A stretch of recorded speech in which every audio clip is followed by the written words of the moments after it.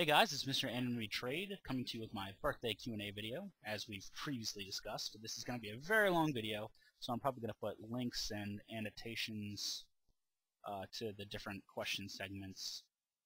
So without further ado, let's get started because it is going to be kind of a doozy. Alright, so the first set of questions comes from Roxaboxin90. Number 1, his first question is, do you plan on staying anonymous? What is my favorite block, set, card, or some of them, and why? My favorite card is pretty easy. It's Indestructible Aura from Chronicles and Antiquities. It's a really BA card if you look at it, and I collect it. It's a dude with a hawk head or a Peregrine Falcon head, making the rock symbols and shooting fire and water out of his body. Like, if you saw that guy, if some guy just walked up to you and started doing that, would you want to fight that guy? No, of course not. And if that's what happened when you attached it to a card, you know, that's pretty awesome. The effect is kind of but, you know, it's super sweet art, and honestly, it's something I would love to see altered or reprinted. That'd be great. I would love that. Let's see, favorite set. Now, Mr. Lugafu is probably going to cringe when I say this, but my favorite set is New Phyrexia, and it's not from a playability standpoint, regardless of what people say. It's a flavor standpoint. I really liked the flavor of New Phyrexia, and I know certain people think it's just, you know, oh, the Phyrexians are fighting someone else again. Phyrexians versus Mirrans, you know, it's a good guy versus bad guy thing. But there was a lot of subtlety in the flavor of that set, especially within the Phyrexians, because they lacked leadership. They thought Karn was supposed to be their savior, basically. And we're waiting for him to kind of do the final push to taking over Mirrodin, but there's so much that goes into that, because the Phyrexians were ruled by 5 Praetors because they couldn't agree. The 5 mana alignments were so different that they couldn't agree with how to go forward with their work. And so I think it's really interesting to see the political interplay between the Praetors, more specifically between characters like Elesh Norn and Sheoldred, who, though they're working for the same thing, have such different approaches. For the distance of Vorinclex and Urabrask, where Vorinclex thinks that the completion should continue naturally, the strongest should survive, and Urabrask, who just wants to be left alone in the furnace. I think that's pretty interesting. There's also Jingataxis, which is not as interesting, but oh well, had to have a blue Praetor there somewhere. Favorite block is a little more difficult. I think probably the Ravnica block was my favorite block, just because the flavor for that set was awesome, the card art was awesome. It was overall a very awesome set. What has been your best EDH experience? Honestly, I haven't had very positive EDH experiences so far. I've tried to pick it up twice, and I gave it up both times. And now this third time I'm hoping will be a little more positive, especially if I'm able to play online. Both of the metas that I played in were very oppressive. They banned a lot of cards seemingly arbitrarily, going so far as to ban my general. The guy banned my general, the guy who was in charge, banned my general because he didn't like my deck, and I had to rebuild my whole deck. And it was difficult, because I was doing a Child of Alara deck, a 5-color deck, and it's not like I could just pick another random general. I had to pick a general that I could come by quickly, and so I had to basically change my whole deck. And they were just, in general, very poor sports. If you won more than once, they turned on you. You know, it was a very bitter, oppressive meta, and I didn't like it at all. I've kind of found a core group of people in my area that I'll play with, so it should be funner this time around, but, you know, especially online, I feel like I'll probably have a better experience. Number 4, what do you think of the Cage card, the insane one, from Dark Ascension? I'm assuming he means Grafdigger's Cage. You know, it seems to me it's almost like a card predicated on spite. Wizards is known to do this on occasion. They'll painstakingly force a play mechanic on the Magic the Gathering community, and then print a one-shot solution to it in the same block. You know, you have to look at it like playing from the graveyard was getting pretty popular in Zendikar too, and then Wizards printed Bojica Bog, where you could just dump a whole graveyard. But this is not this. And if you think about it, Leyline of the Void and what else? Tormod's Crypt kind of do the same thing. So it's kind of a lame thing. When they spoiled the cage, I knew a lot of people would be complaining about it, bellyaching about it. But really, to those people, I'd say get over it.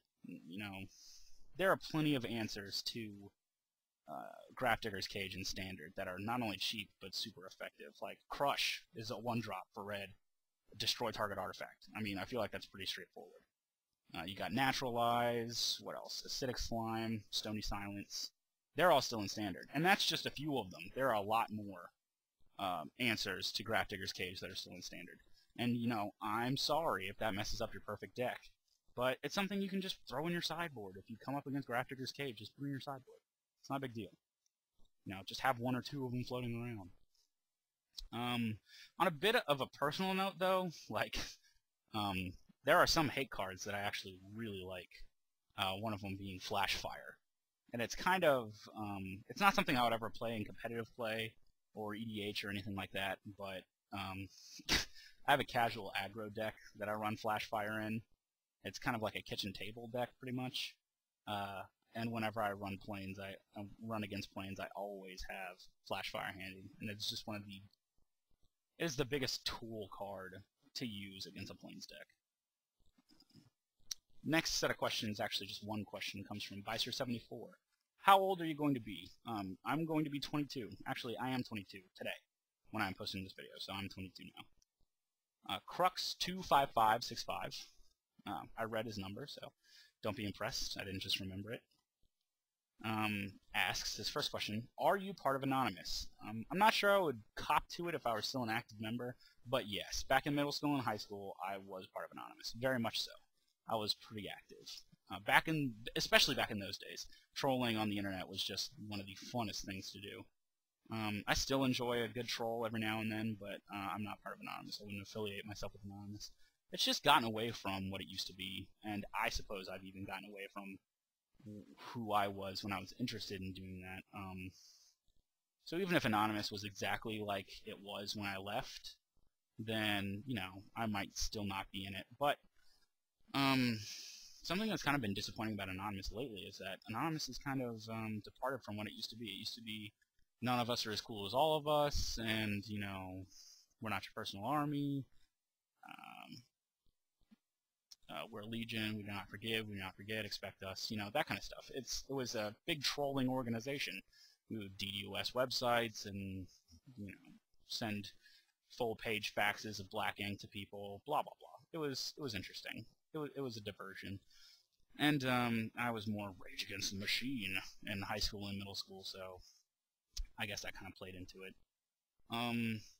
But once it started getting into the Scientology stuff, like the first few ops on Scientology were good, but then it just got kind of too much into social activism, and you can tell that it's kind of a changing of the guard on the internet, where the old vanguard of Anonymous is kind of growing up and, starting to use Reddit and stuff instead of 4chan, Encyclopedia Dramatica, and stuff.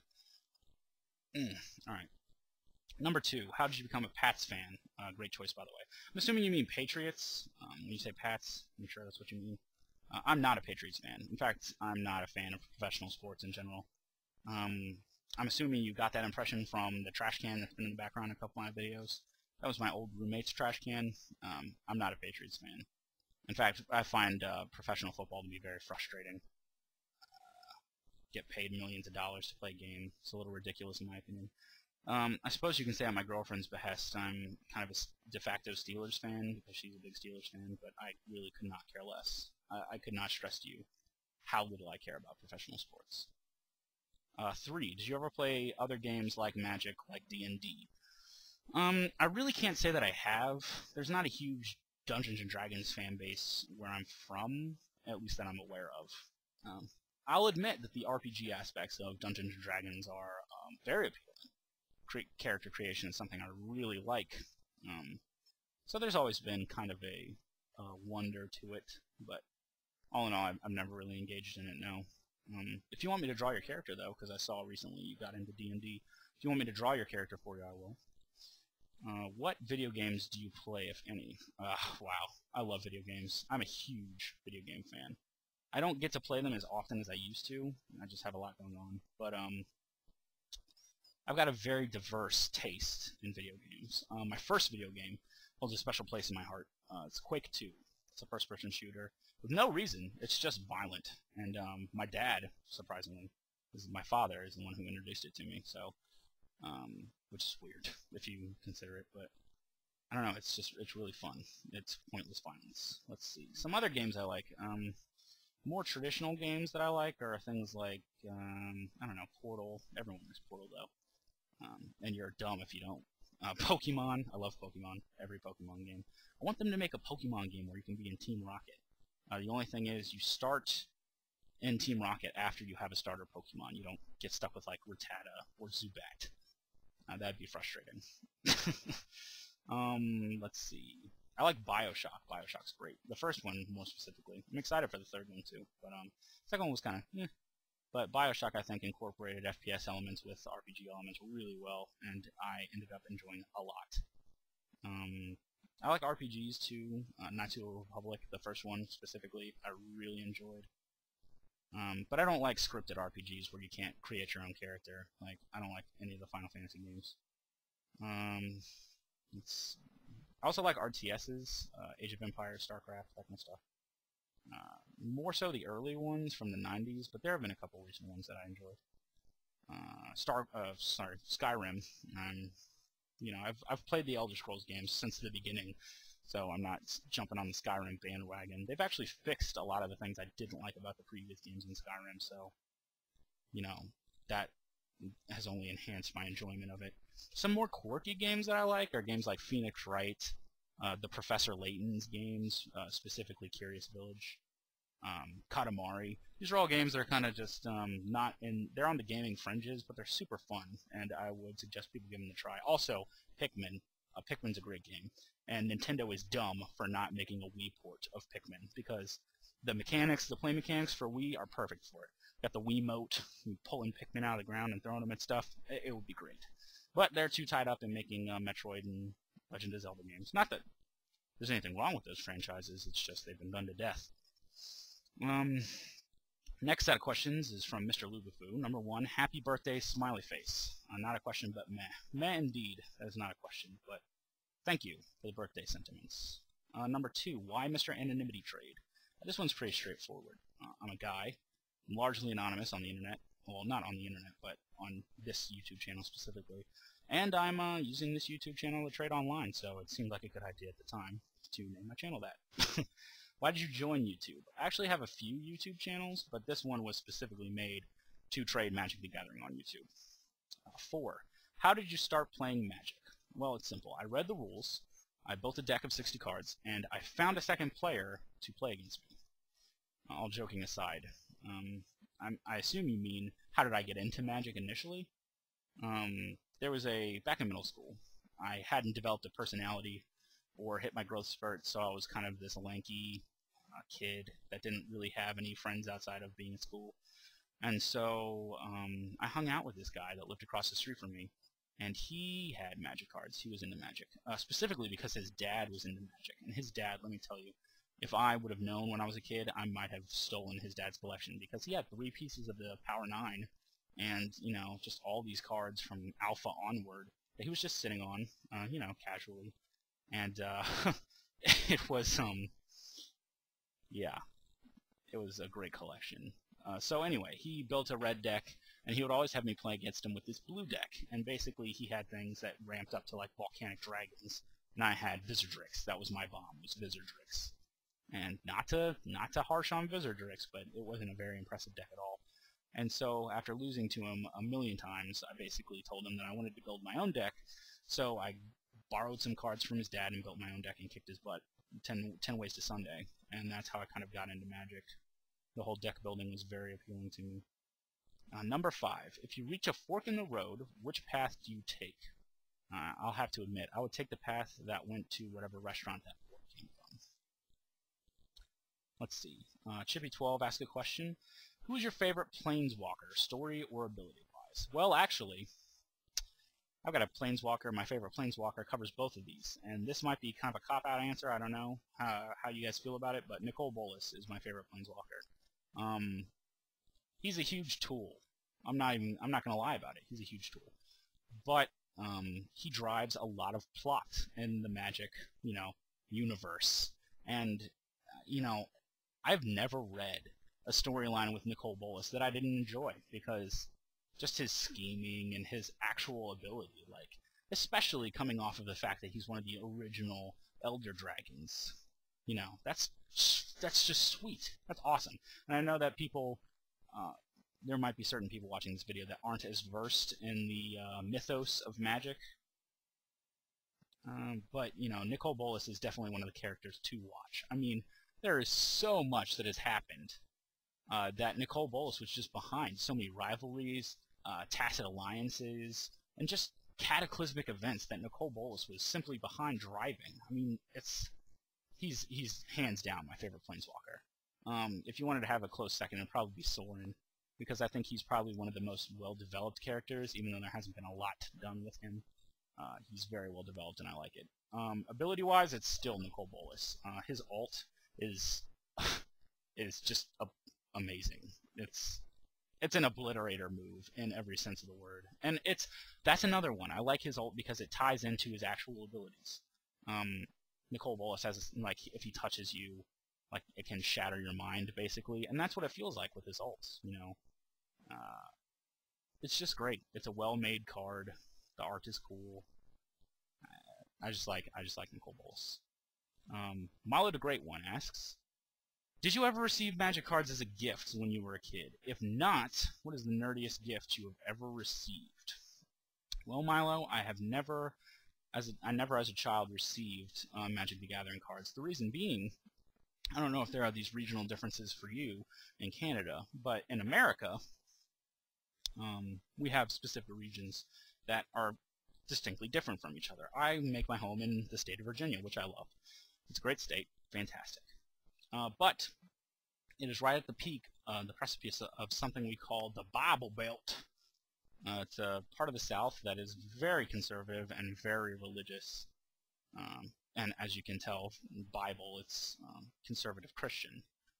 And I attended Baptist church rather regularly when I was young, and that church preached against things like Pokemon. They thought Pokemon was some kind of demonic influence on children. And so I'd already gotten out of Pokemon, but my father gave my cards away to my cousin, which I don't see how that works, because that would just mean the devil was messing. Anyway, so basically I hid the fact that I played Magic from him until my parents got separated, and then he couldn't really do anything about it, but it was never something that I was giving a gift of. And even when my mother, who is far more tolerant and understanding about things, even when she found out that I played Magic, she never really got them as a gift for me. I guess it's just because I have a lot of interests. Magic is actually a very, not a ridiculously small part, but it's definitely below 10% of my interest in things in general. Not to say I'm not interested in it, it's just I'm interested in a lot of things. And so they kind of fell by the wayside, I'm sure. I purchased myself Magic cards, but they were never gifted to me by my family as a child, no. What was the nerdiest gift I've received? Okay, this is... A lot of my peers especially, don't really realize how geeky I am. I'm very geeky, but I guess it doesn't come through in my personality as much. I like, anime, Magic,